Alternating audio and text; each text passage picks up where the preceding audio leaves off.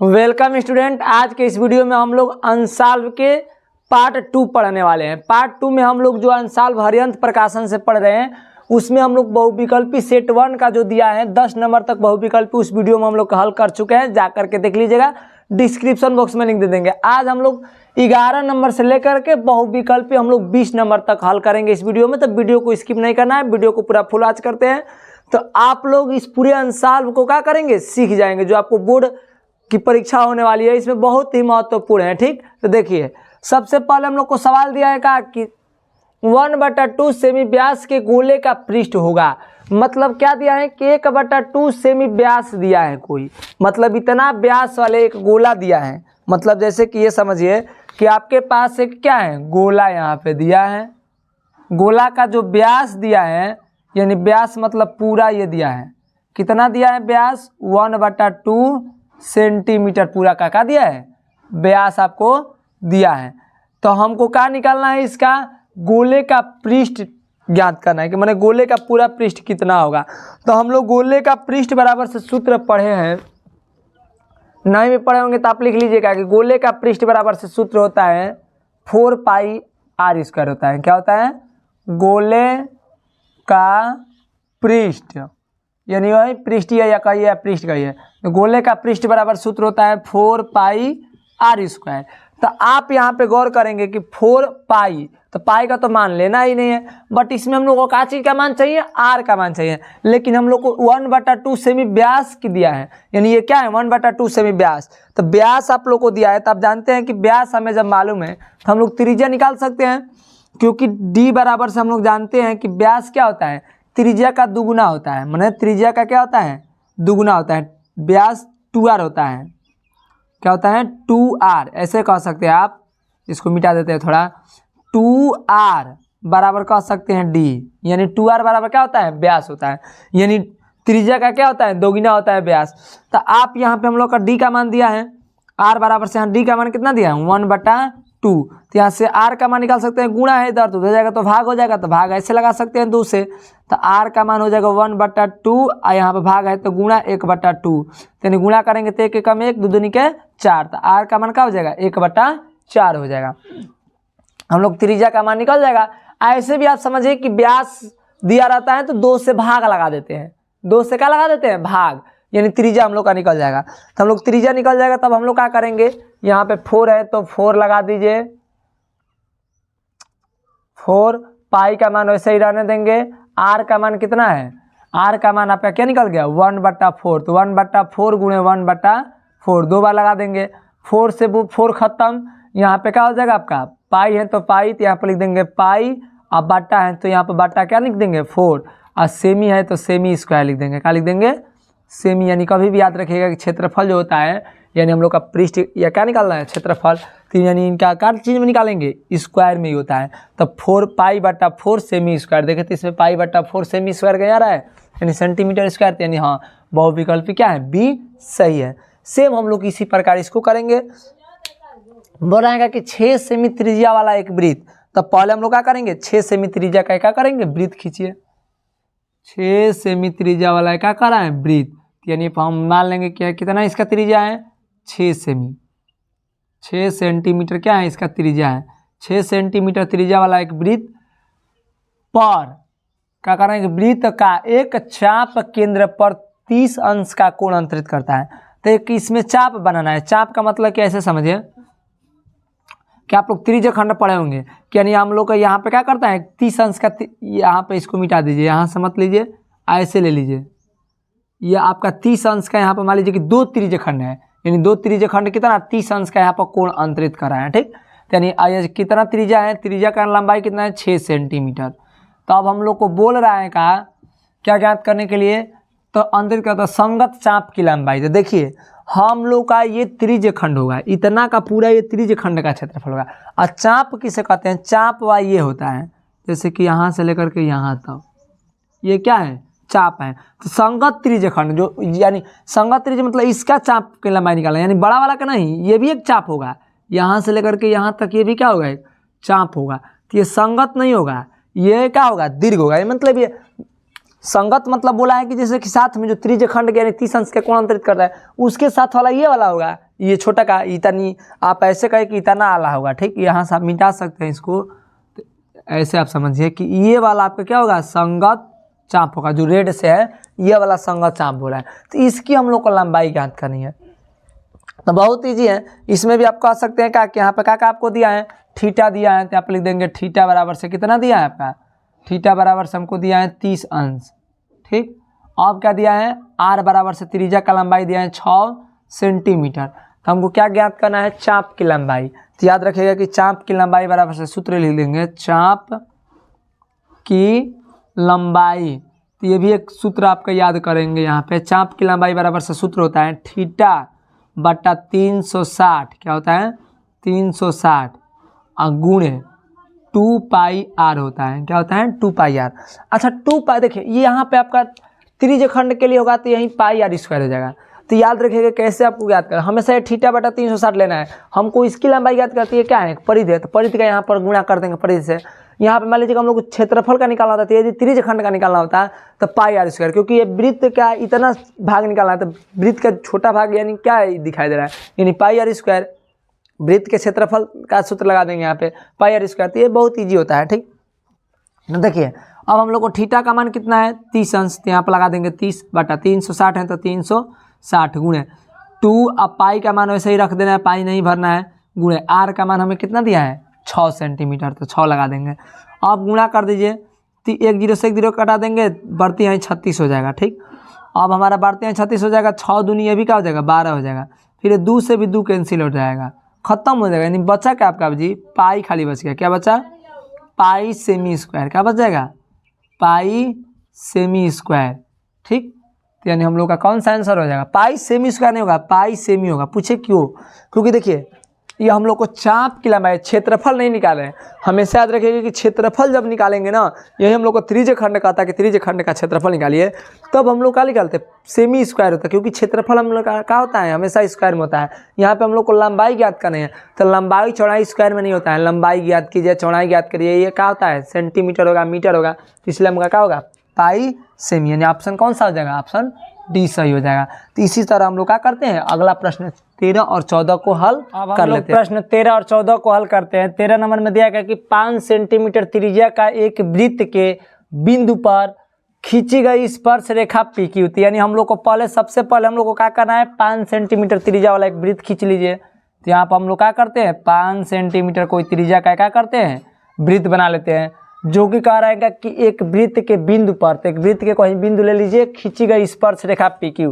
तो स्पर्श रेखा मतलब बाहर को ये क्या कीजिए बिंदु ले लीजिए, और इससे यहाँ पर क्या कीजिए स्पर्श रेखा खींच दीजिए। बाहरी बिंदु से क्या करना है कि स्पर्श रेखा खींच देना है, ये स्पर्श रेखा हो गई, ये हम लोग का स्पर्श बिंदु हो गया। अब हम लोग को बोला कि पी क्यू, जिसकी क्या है पी है, ये इसको क्या बोलेंगे क्यू, पी क्यू।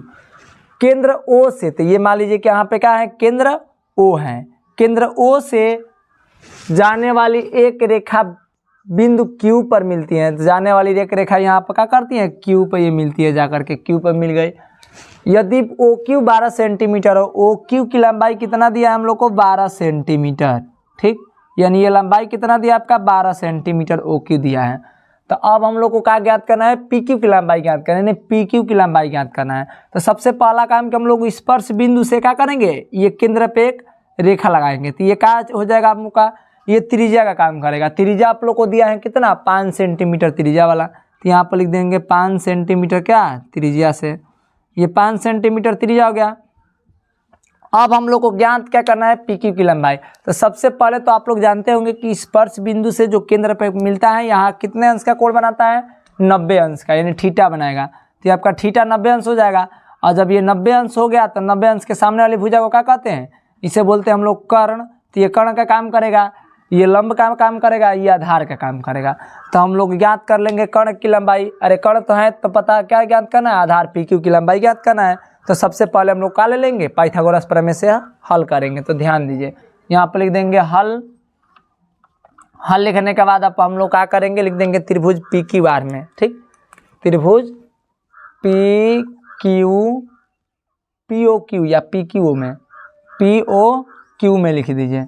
अब पी ओ क्यू में करने के बाद अब हम लोग क्या करेंगे, यहाँ पे पी ओ क्यू के बाद अब यहाँ पे हम लोग ले लेंगे ये पी क्यू की लंबाई ज्ञात करना है। तो सबसे पहला काम हम लोग को कर्ण का वर्ग बराबर लंब का वर्ग धन आधार का वर्ग होता है, इसे निकाल देंगे। तो यहाँ पर लिखेंगे कि कर्ण का पाइथागोरस प्रमेय से हो जाएगा कर्ण का वर्ग बराबर से लंब का वर्ग लंब का स्क्वायर धन आधार का स्क्वायर। ठीक, तो अब हम लोग को यहाँ पे क्या दिया है, कर्ण का लंबाई मालूम है, कितना दिया है कर्ण 12 सेंटीमीटर। तो यहाँ पर लिख देंगे 12 का स्क्वायर। ठीक, बराबर लंब कितना दिया है, लंब हम लोग का 5 दिया है, तब 5 का स्क्वायर प्लस आधार हम लोग को नहीं मालूम है, तो आधार क्या है पी क्यू। तो यहाँ पर लिख देंगे पी क्यू।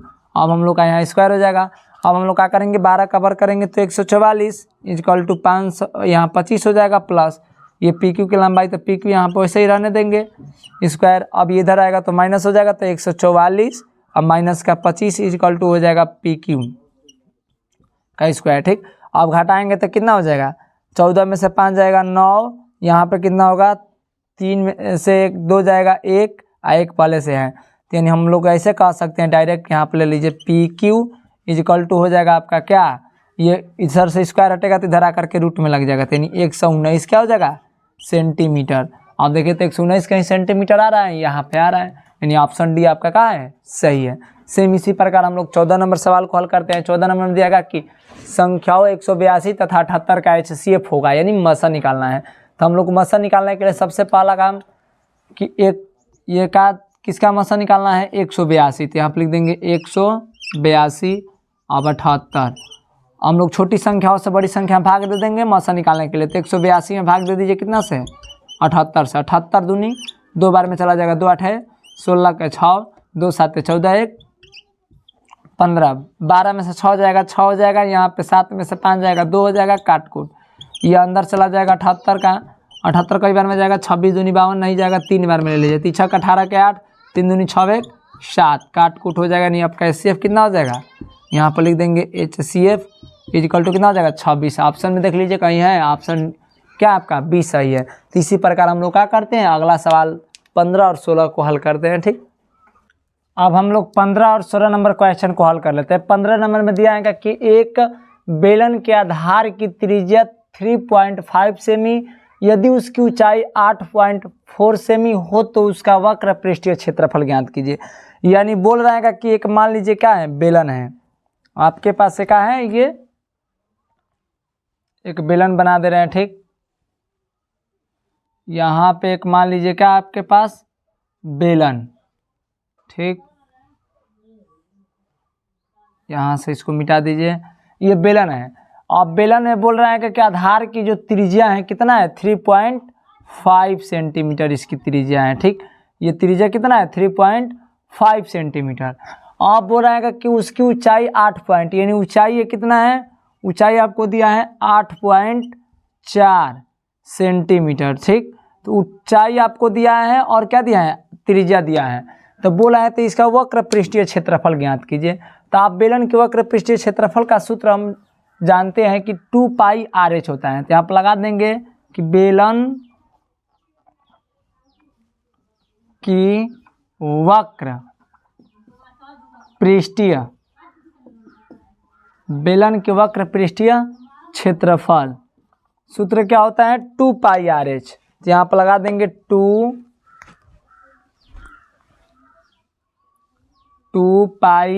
2πRh। अब हमारा 2 का मान तो 2 रहेगा, पाई का मान दिया है नहीं दिया है क्वेश्चन में, तब यहाँ पर 2π ऐसे ही रख देंगे। r का मान हमको त्रिज्या दिया है कितना 3 पॉइंट, यानी यही आपका r का मान है। त्रिज्या का मतलब क्या होता है r का मान दिया जो है दिया ना कि त्रिज्या यानी r, तो r आपका कितना दिया है 3.5, यहाँ भर देंगे 3.5। अब आपका h कितना दिया है, h आपका दिया है 8.4, तो यहाँ पर भर देंगे 8 भर देंगे 4। अब आप गुणा कर लीजिए, 3.5 दूनी कितना हो जाएगा ये 7, 7 से गुणा कर देंगे पूरा एक बार, इसमें गुणा कर दीजिए 7 से गुणा, 3.5 दूनी 7 हो जाएगा, 7 से गुणा कर 7 28 के 8, 7 8 56, 56 2 कितना हो जाएगा 58, यानी कितना हो जाएगा 58। एक अंक पे काटिए तो एक अंक पे क्या लगा देंगे, सॉरी पॉइंट लगा देंगे, पाई है तो पाई लगा देंगे, सेमी स्क्वायर लिख देंगे, क्या लिख देंगे सेमी, क्योंकि आपका क्षेत्रफल क्या चीज़ में होता है सेंटीमीटर।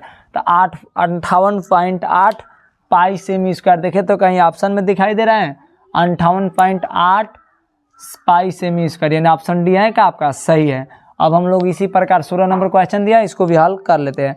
16 नंबर में दिया है क्या कि 4 सेमी त्रिज्या वाले एक वृत्त की त्रिज्यखंड का कोण 60 अंश है, तो उसका क्षेत्रफल ज्ञात कीजिए। यानी वृत्त क्या दिया है, वृत्त पर कितना त्रिज्यखंड का कोण बन रहा है आपका 60 अंश, यानी एक त्रिज्यखंड का क्या दिया है, कोण दिया है 60 अंश का। मान लीजिए यहाँ पर क्या बन रहा है, कोण बन रहा है, तो बोला है कि त्रिज्यखंड का कोण 60 अंश है, तो उसका क्षेत्रफल यानी त्रिज्यखंड का क्षेत्रफल निकालना है। तो त्रिज्यखंड का क्षेत्रफल यानी त्रिज्या कितना दिया आपका 4 सेमी, तो 4 सेमी त्रिज्या वाला त्रिज्यखंड का क्षेत्रफल बराबर सूत्र आप लिख लेंगे कि होता है थीटा बटा 360।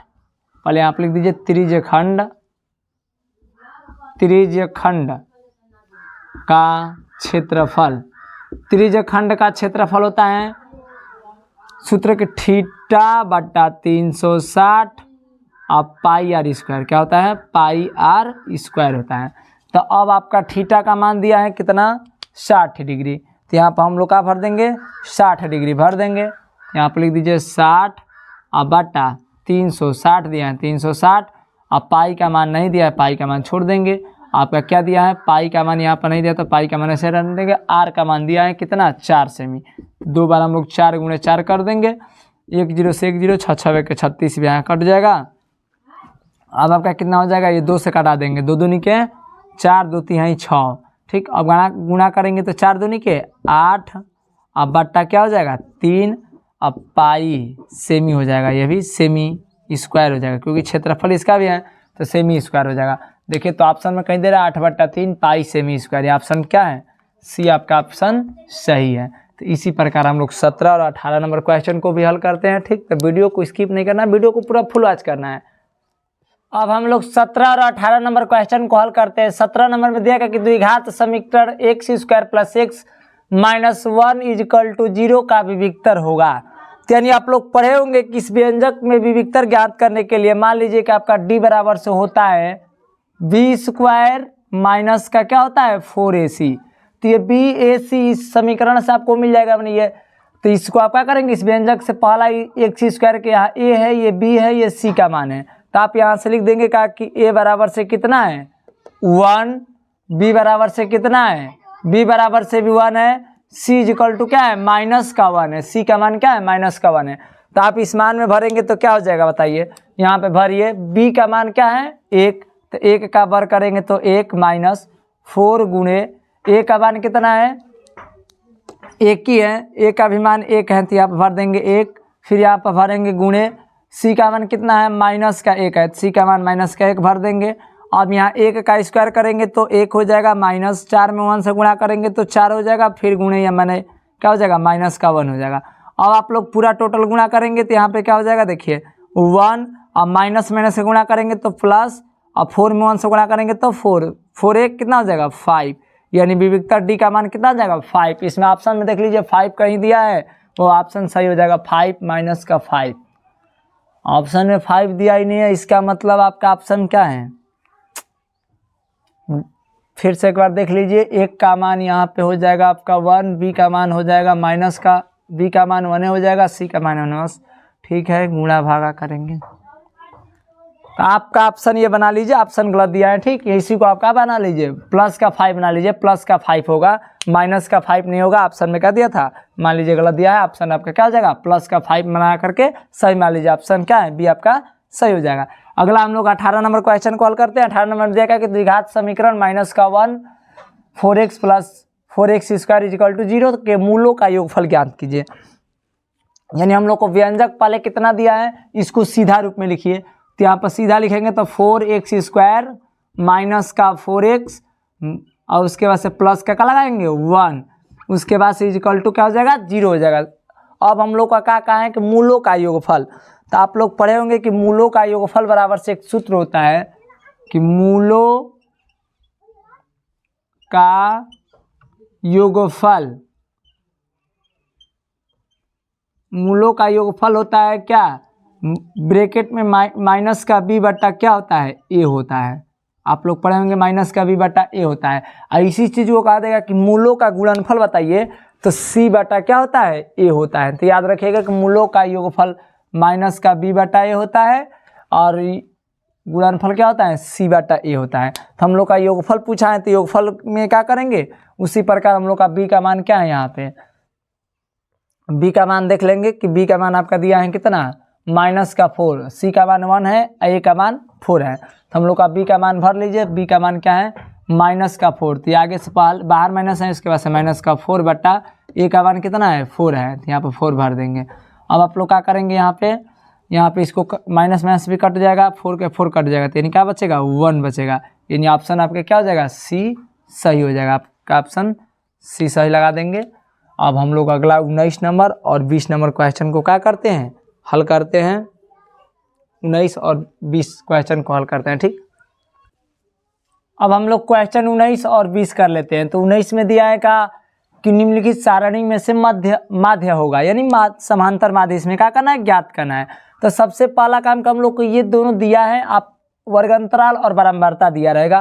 तो आपको ये मध्यमान और एफ कैसे ज्ञात करते हैं ये हम बता दे रहे हैं। ठीक, आप लोग को ये दोनों दिया है, आप देख लीजिएगा तो इसमें आपको दोनों ये मिलेगा। ठीक, ये देख लीजिए बुक में से आपको हमेशा निम्नलिखित सारणी में ये माध्य आपको वर्ग अंतराल और बारंबारता दिया रहेगा। तो आपको क्या ज्ञात करना है मध्यमान और एफ का मान ज्ञात करना है। तो ये मध्यमान कैसे ज्ञात करेंगे तो ध्यान दीजिए, मध्यमान ज्ञात करने के लिए सबसे पहला काम कि हम लोग इन दोनों का योग करते हैं, वर्ग अंतराल का योग करते हैं और 2 से भाग लगा देंगे। तो 0 और 10 योग करेंगे तो 0 और 10 जोड़ेंगे तो 10 ही होगा, 10 में 2 से भाग लगाएंगे तो 5 हो जाएगा। 10 और 20 जोड़ेंगे तो कितना हो जाएगा 30, 30 का आधा करेंगे तो यानी 15 हो जाएगा। 20 और 30 जोड़ेंगे तो कितना हो जाएगा 50, 50 का आधा करेंगे कितना हो जाएगा 25। 30 और 40 जोड़ेंगे 70, 70 का आधा करेंगे 35 हो जाएगा। 40 और 50 जोड़ेंगे 90, 90 का आधा करेंगे 45 हो जाएगा। यानी मध्यमान आपका निकल जाएगा ऐसे। अब एफ कैसे निकालेंगे तो एफ ये होता है आपका एक्स ये होता है, इन दोनों का मल्टीप्लाई कर देना है। तो गुणा कीजिए 5 के 20 हो जाएगा, 15 7 75 से 105 हो जाएगा, 25 5 125 हो जाएगा आपका। 35 से 8 में गुणा करेंगे तो यानी 280 हो जाएगा। 45 में 6 से गुणा करेंगे तो 270 हो जाएगा। इतना आप लोग को निकालने आ जाएगा।